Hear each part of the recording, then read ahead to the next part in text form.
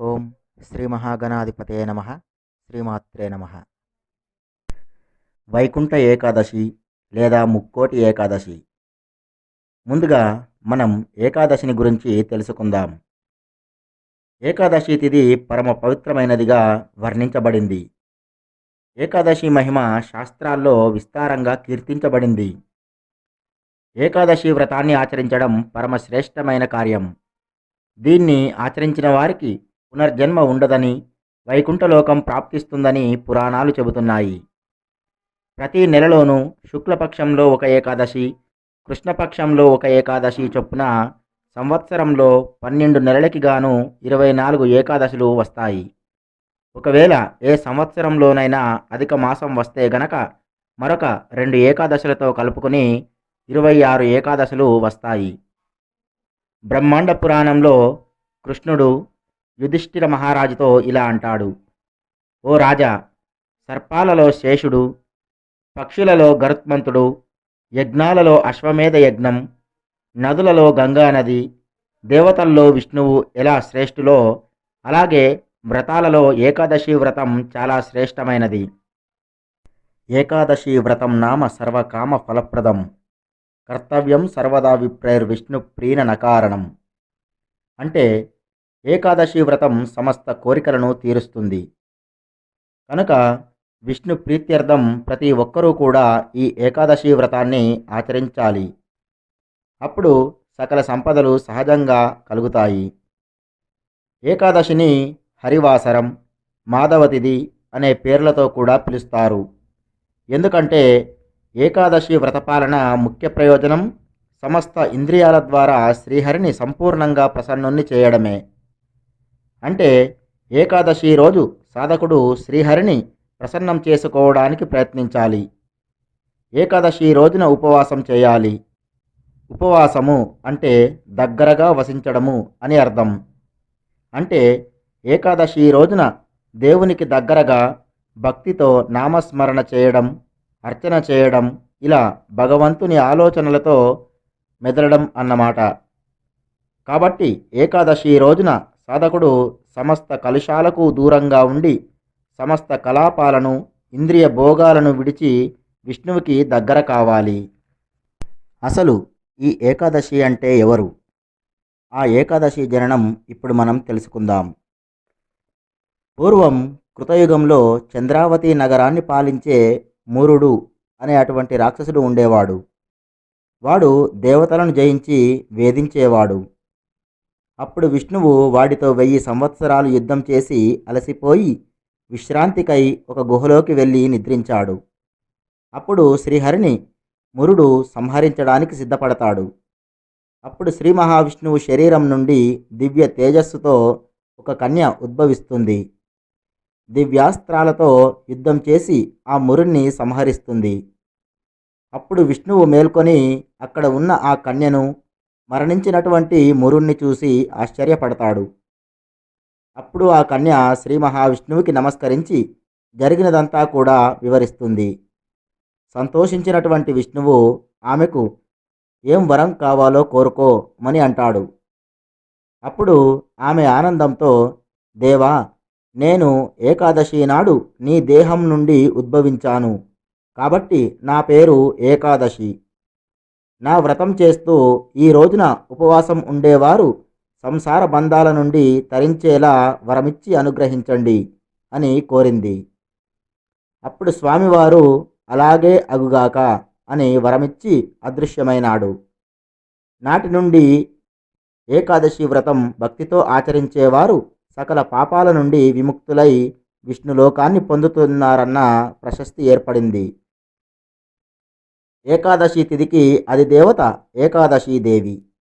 ఈమె విష్ణుదేహ సముత్పన్న కాబట్టి స్త్రీమూర్తి అయినా కూడా శ్రీ మహావిష్ణువే. జన్య జనకంబులకు భేదశంక లేదు. సర్వోత్తమ తిథి ఏకాదశి తిథి. ఏకాదశి వ్రత ప్రభావాన్ని వివరించే కథలు చాలా ఉన్నాయి. కుచేలుడు ఏకాదశి వ్రతాన్ని ఆచరించి మహేశ్వర్యవంతుడైనాడు. ధర్మరాజు ఆచరించి కష్టాల నుండి గట్టెక్కినాడు. రుక్మాంగదుడు ఆచరించి పుత్ర ప్రాప్తి నొందాడు. సకల దేవతా కృపాపాత్రుడైనాడు. మోక్షగామి కూడా అయినాడు. క్షీరసాగర మదనము, లక్ష్మీదేవి ఆవిర్భావం జరిగింది కూడా ఏకాదశి నాడే. ఏకాదశి వ్రతం ఆచరించి వైకానస రాజు ఇతరులకు ఉత్తమ లోక ప్రాప్తిని చేకూర్చాడు. ఇక అంబరీషుని ఏకాదశి వ్రత ప్రభావం జగత్తురంతటికీ కూడా తెలిసినదే. ఇక ఇప్పుడు మనం వైకుంఠ ఏకాదశి లేదా ముక్కోటి ఏకాదశి గురించి చెప్పుకుందాం.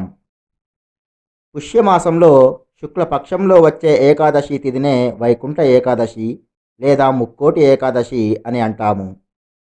ముక్కోటి అనేది 33 కోట్లకు సంకేతం అని అంటారు. ఈ వైకుంఠ ఏకాదశి రోజున ముక్కోటి దేవతలు కూడా శ్రీ మహావిష్ణువుని ఉత్తర ద్వారం గుండా దర్శించుకుంటారు. భూమి మీద ప్రజలు వైష్ణవ ఆలయాలలో ఉత్తర ద్వారం గుండా వెళ్ళి స్వామివారిని దర్శించుకుంటారు. ఇలా స్వామివారిని సంవత్సరంలో ముక్కోటి ఏకాదశి రోజున మాత్రమే దర్శిస్తారు. ఇప్పుడు దీనికి సంబంధించిన పూర్వ వృత్తాంతం చెప్పుకుందాం.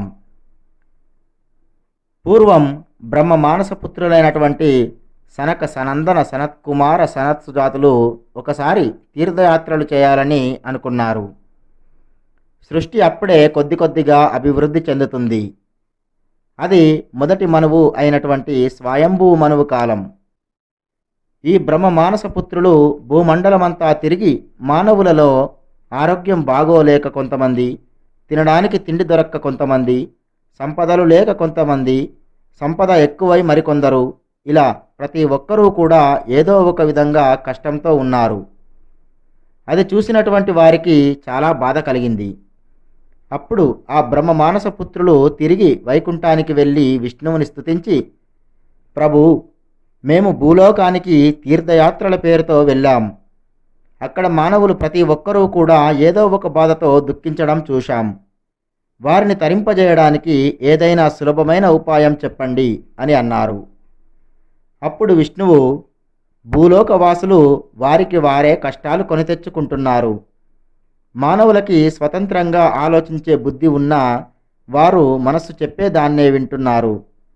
అలానే నడుచుకుంటున్నారు. ధర్మాన్ని పురాణ వేద ఉపనిషత్తులలో స్మృతులలో వివరించాను. వారు చదవలేరేమో అని మీలాంటి గురువుల ద్వారా ధర్మబోధ చేయించాను. వారు విని బుద్ధికి పదును పెట్టకుండా మనసు చెప్పినట్లు చేస్తూ కర్మ ఫలితాలు అనుభవిస్తున్నారు. సత్కర్మలు చేయడం వల్ల పుణ్యాన్ని, దుష్కర్మలు చేయడం వల్ల పాపాన్ని పొందుతున్నారు అని చెప్పగా, అప్పుడు బ్రహ్మ మానస పుత్రులు, ఈ పాపాలు పోయి సుఖంగా వారు వైకుంఠాన్ని పొందేందుకు ఏదైనా సులభ మార్గం చెప్పండి అని విష్ణువుని అడిగారు. అప్పుడు శ్రీ మహావిష్ణువు, పరమ పవిత్రమైనదైనటువంటి వైకుంఠ ఏకాదశి తిథి నాకు చాలా ప్రీతికరమైనది. నేను ఈ వైకుంఠానికి గల 4 ద్వారాలలో దక్షిణ ద్వారం గుండా దక్షిణాయనంలో అంటే ఆషాఢమాసంలో శుక్లపక్ష ఏకాదశి తిథిన బయటకి వచ్చి భూలోక ప్రజలని రక్షించి ఆ తర్వాత యోగనిద్రలోకి వెళతాను. 2వ ద్వారమైనటువంటి పడమర ద్వారం గుండా ఆదిశేషునిపై ఎక్కి రాక్షస సంహారం చేస్తాను. తూర్పు ద్వారం గుండా గరుత్మంతునిపై ఎక్కి దేవతా రక్షణ కోసం వెళ్తాను. కేవలం ఉత్తర ద్వారం గుండా వైకుంఠ ఏకాదశి రోజున మాత్రమే బయటకి వచ్చి భూలోకంలో కష్టాలు పడుతున్నటువంటి ప్రజలని రక్షిస్తాను అని అన్నాడు. ఇలా విష్ణువు బ్రహ్మ మానస పుత్రులతో భూలోకంలో ఉన్న ప్రజల దుఃఖాలను తొలగించడానికి ఈ వైకుంఠ ఏకాదశి రోజున ఉత్తర ద్వారం గుండా బయటకి వస్తాను. ఆ సమయంలో నేను చాలా శక్తితో ఉంటాను. మీరు ఋషులు, అలాగే దేవతలందరూ కూడా ఆ రోజున నా దర్శనానికి రండి. నేను భూలోకంలో వెంకటాచలం, సోనాచలం, సహ్యపర్వతం, అహోబలం, గరుడాద్రి ఇలా మొదలైనటువంటి పుణ్యక్షేత్రాలలో ఈ వైకుంఠ ఏకాదశి రోజున భూలోకంలో అంతటా వ్యాపించి చాలా శక్తితో ఉంటాను. ఆ రోజున నన్ను దర్శించుకున్న వారికి గడిచిన 7 జన్మలు, తర్వాత రాబోయే 7 జన్మలు మొత్తం కలిపి 14 జన్మల పాపాలు తొలగిపోతాయి. అంతటి శక్తి కలది ఈ వైకుంఠ ఏకాదశి. ఉత్తరం వైపున్న ద్వారానికి వైకుంఠ ద్వారం అని పేరు.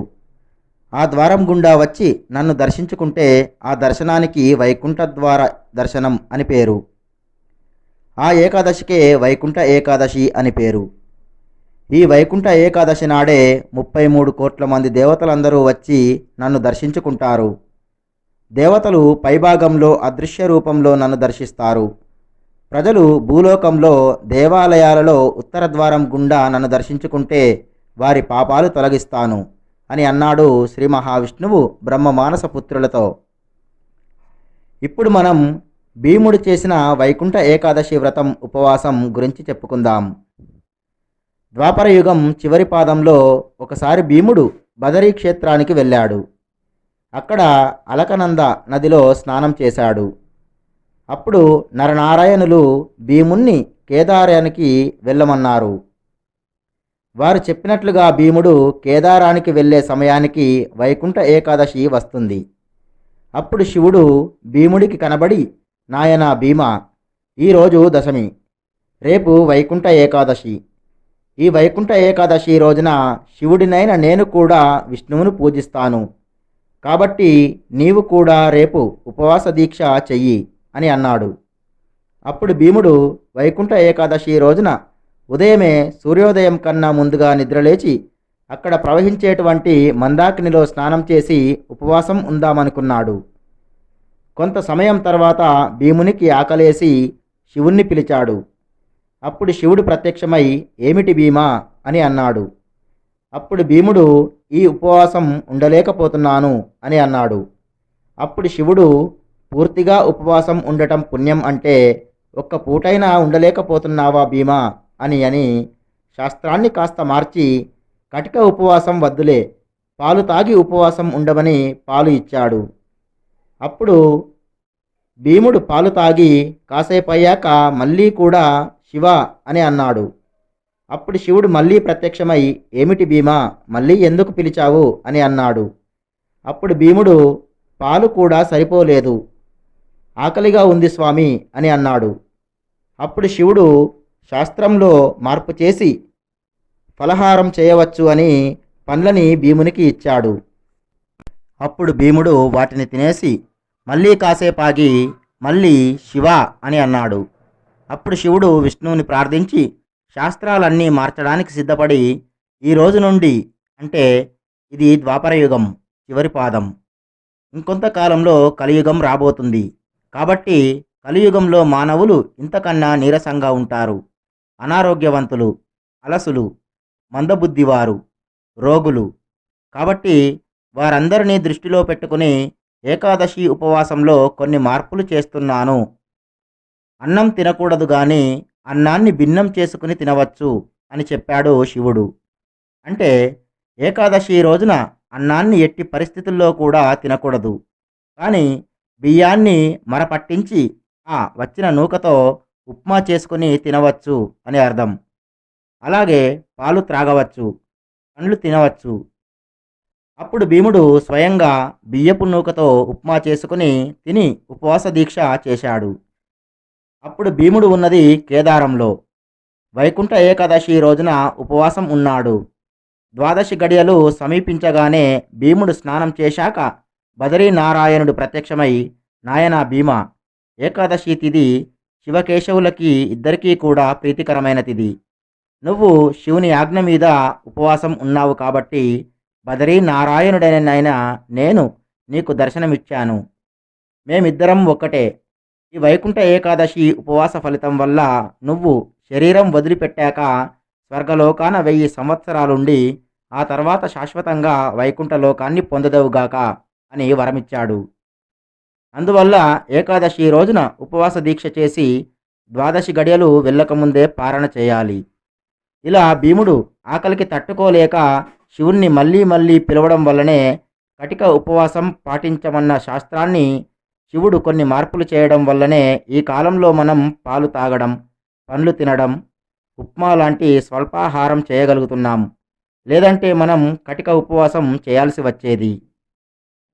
పద్మపురాణంలో ఒక శ్లోకానికి అర్థం ఇలా ఉంది: ఎవరైతే ఏకాదశి అనే మాటని పలుకుతారో, వింటారో ఏకాదశి వ్రతం ఆచరిస్తారో వారి దగ్గరికి రావడానికి యమకింకరులు కూడా భయపడతారు. ఏకాదశి వ్రతం ఆచరించడానికి నియమాలు. ఏకాదశి వ్రతం ఆచరించేవారు 8 సంవత్సరాలు పైనుండి 80 సంవత్సరాల వయసు లోపల వారై ఉండాలి.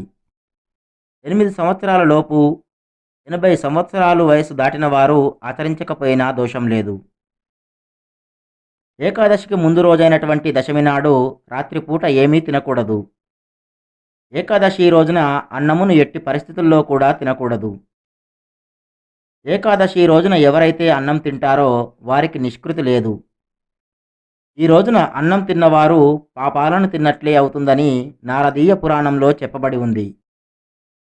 ఈ రోజున అన్నం తిన్నవాడు తల్లిని, తండ్రిని, సోదరులని, గురువుని హత్య చేసినంతటి పాపాన్ని మూటగట్టుకుంటాడు అని స్కాంద పురాణంలో చెప్పబడింది.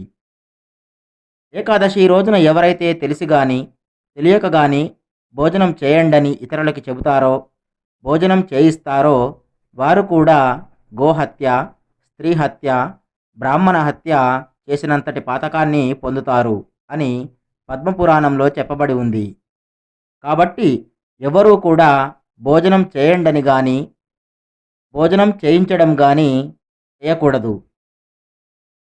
ఏకాదశి రోజుల్లో కటింగ్, షేవింగ్, గోర్లు తీయడం వంటివి చేయకూడదు. ఆరోగ్యం సహకరించని వారు ఏకాదశి వ్రతం ఆచరించాల్సిన అవసరం లేదు. ఇక ఈ వైకుంఠ ఏకాదశి రోజున మనం ఏమేం చేయాలి అనేది ఇప్పుడు తెలుసుకుందాం.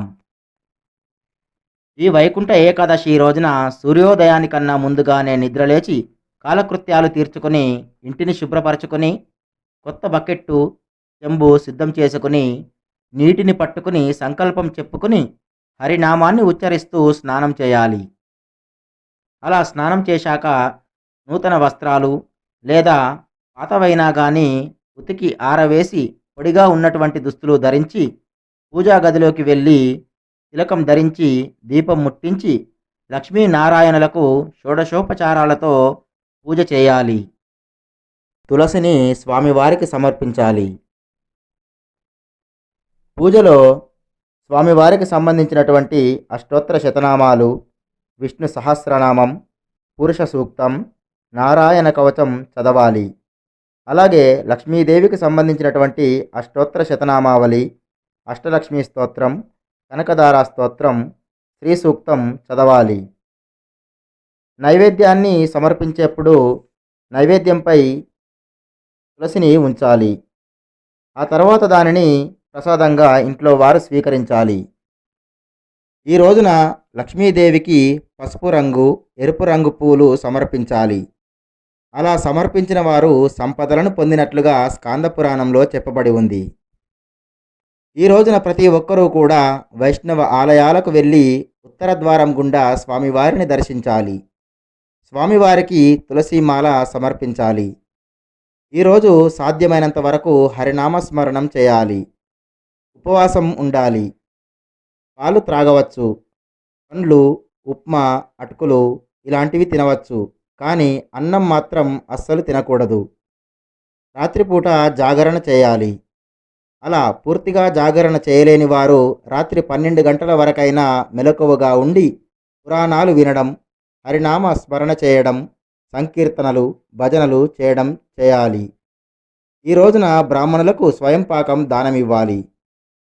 ఈరోజు కాసింత బంగారం దానం చేసినా కూడా అది కొన్ని వందల రెట్లు బంగారం దానం చేసినంతటి పుణ్యాన్ని ఇస్తుంది. ఈ రోజున ఎవరైతే దైవ దర్శనం చేసుకోలేకపోతున్నారో వారు వారి గురువును దర్శించి వారి పాద పద్మాలకు నమస్కరించినా కూడా దైవ దర్శనం చేసుకున్నట్లే అని పురాణాలు చెబుతున్నాయి. ఇలా ప్రతి ఒక్కరూ కూడా వైకుంఠ ఏకాదశి తిథిని నియమనిష్టలతో ఆచరించి ఆ లక్ష్మీనారాయణుడి అనుగ్రహానికి పాత్రులు కాగలరని కోరుకుంటూ, ఈ వీడియో మీకు నచ్చినట్లయితే ఈ వీడియోని లైక్ చేయండి, కామెంట్ చేయండి, మీ మిత్రులకి, బంధువులకి షేర్ చేయండి. అలాగే మా ఛానల్ని సబ్స్క్రైబ్ చేసుకుని పక్కనే ఉన్నటువంటి బెల్ సింబల్ని నొక్కి ఆల్ అనే ఆప్షన్ని ఎంచుకోండి. ఈ వీడియోని చూసినందుకు మీకు ధన్యవాదాలు.